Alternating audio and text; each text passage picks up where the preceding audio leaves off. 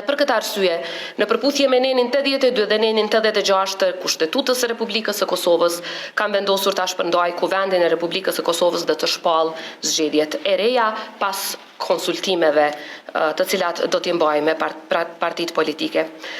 Natyrisht që qytetarët nuk kanë dashur zgjedhje, këtë situatë e ka krijuar dështimi i Kuvendit për ta kryer detyrën e tyre kushtetuese.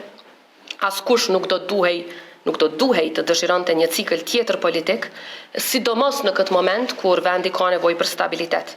Por këtu e sollën vendin njerëz të papërgjegjshëm e me qëllime të rrezikshme.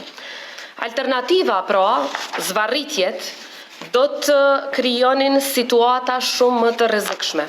Një vend pa qartësi kushtetuese, një proces i zvarritur pafund, siç e kemi parë edhe në tërësi vitin 2025, dhe një shtet që fillon ta relativizojë edhe vetë kushtetutën e tij.